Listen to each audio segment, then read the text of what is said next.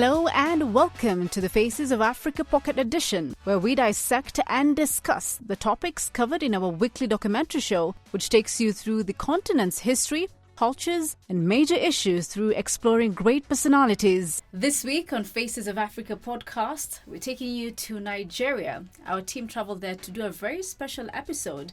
I'm joined by Daniel Funard, who is the producer. Daniel, hello. Hi, how are you, Fathiya? I'm happy to be back. It's been a while since I've been able to be on your wonderful podcast show. Happy to have you here, and I know you have a lot to tell us about your experience in Nigeria. Tell us about the experience in terms of, first off, why did you choose to do this documentary? Well, I've known Kalthum and her foundation since 2018, and I spent a lot of time in northern Nigeria reporting on the Boko Haram insurgency, on the security situation, on efforts that the military was making.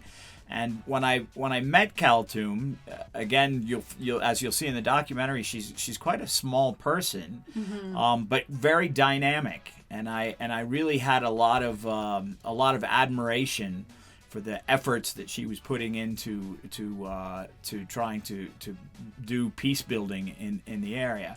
So I got to know her well, and I thought, if there's somebody this world should know about, if there's somebody that could use the support of others, it's Kalthum and her foundation. You said she's small. You mean her size, or?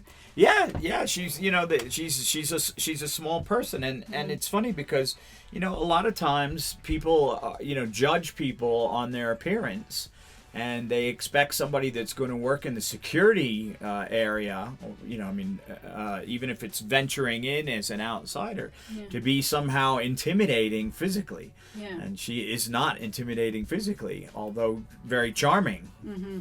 Right. I mean, I've seen bits and pieces of the documentary, and Kalthum, as you're talking about her, as much as she's small, you can tell her vision is big. How do you think she started her organization, her foundation? Do you think she was well accepted in the community with what she was doing? Well, I think she had a lot of challenges, and I think one of the journalists we interviewed said that people automatically assume that women don't participate in certain arenas in that part of the country, and that perhaps her youth more than her size was going to hold her back. But she proved to be, very tenacious and very resourceful, and has tackled the situation there with a lot of ferocity. I mean, I interviewed her on the podcast, I think a week ago, and of course she's very warm, and she does definitely have a vision for her foundation. But let's talk about the actual situation in Maiduguri. You were there in 2018. Tell us about the experience at that time as compared to now. Well, it was dicey. I mean, there were a lot of abductions going on, and being a Westerner, they were starting to go after NGOs and journalists, and so I was usually in a military escort almost everywhere I went. Right. There was a curfew at 9:00 at night. Everybody had to be off the streets by then, which of course means that the life of the city is hampered. People have to go to eat early. They need to go visit each other early. It made for a situation where we were in the hotel that normally hosts the military, the command hotel, and it very much felt bunkered down. The guards outside were very strict, et cetera, and there was always the threat of a bombing, of an attack, of an abduction. So it was a tough situation. It was, obviously I was in and out, so much tougher for the locals than for me. Yeah, talking about the locals, Kalthum is actually, I don't know if she still is, but according to the bits and pieces I've watched from the documentary, she's the chief negotiator, primary negotiator with the Boko Haram. Is that correct?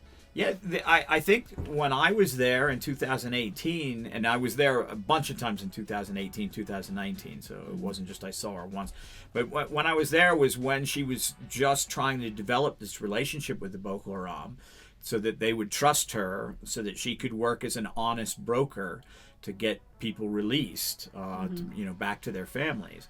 She wasn't, taking the military side, although obviously Anybody that was trying to build peace there needed some support from the military.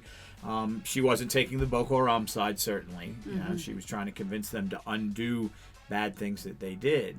But trying to straddle that, that area, trying to be a neutral party, not an easy thing to do. Definitely. I think that she's very courageous, to even talk to the Boko Haram. I mean, it's a terrorist organization. So definitely it's very, it speaks a lot about her personality, right? Well, she tells the story about her first encounter, basically going into the unknown, going into the bush, into a place that she had no real security for herself. She wasn't armed. She didn't have a security detail. She didn't have the military watching from a plane or anything like that. She basically sort of went behind enemy lines to try to gain some trust and get one particular person out of there. So it was quite brave. You would think, sometimes you would think, okay, risk reward. I'll risk myself, but I want to get 100 people out. Right. But here she was, willing to trade her own life for somebody else's. Definitely someone to look up to for sure, for a lot of people in Africa. But let's talk about this time around when you went back to Maiduguri. I know there were floods. What was the experience like shooting, and what role was Kalthum playing at that particular point? Yeah, it was difficult. We got there and there was the basically the whole city was underwater. There were about 1 million people displaced. People were sleeping on the roofs. People were sleeping on the overpasses. And any place that was high enough to get out of the water, and people were trudging through the water with their belongings, looking for high ground, looking for another place. It was quite miserable, and as a journalist, you try to turn off your feelings when you're doing things like that. You want to do your job, you want to get the interviews, you want to get the pictures. We were documenting a bit of what was going on because she was involved with a health initiative that her foundation had started. It was distributing medicine and doing kind of triage. Medical care. But it was, I really felt sorry for the people of Maiduguri. They've gone through a lot there, and this is just another misery that they had to go through. And it's lucky that they have people like Kalthum that out of the goodness of their heart go around trying to help people out in a tough situation. Right, that's very interesting. Let's talk about the documentary a bit more. What are we expecting to see in the documentary? Well, I think we reprise the Boko Haram history a bit to kind of set up just how brave Kalthum had to be to go into this. And, there's a lot of things that have gone on there, one of which is the Chibok girls' abduction when 276 girls got taken. Yeah. And that got a lot of international recognition, and there were a lot of people saying, get those girls freed. I mean, a lot of people thought, I have a daughter in high school, how would I feel if this happened? It really resonated with people. But did the international community do anything to solve the situation? I mean, not really.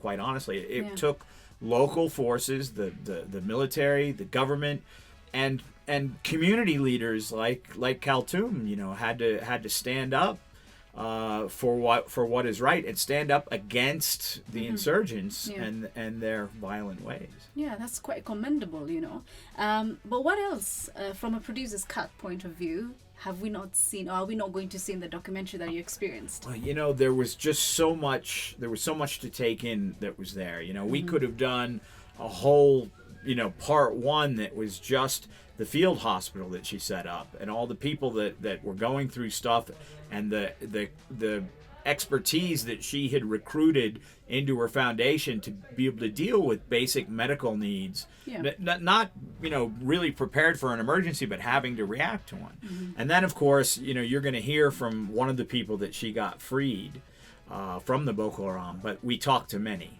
And they all had amazing stories.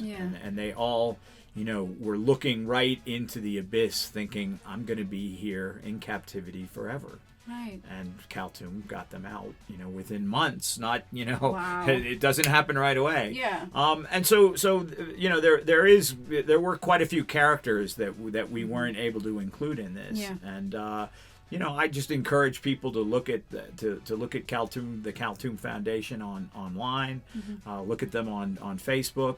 Keep up with what they're doing, because they're really doing some terrific work. And there's some great stories that you'll see in the documentary this weekend, Right. but also some great stories that will continue to come out as she continues her work. Right. I think that's a very good place to end the podcast. Thank you so much, Daniel, for your insights. So I'm looking forward to watching the documentary myself. Me too. You too. I like that. Thank you so much for your time. Bye.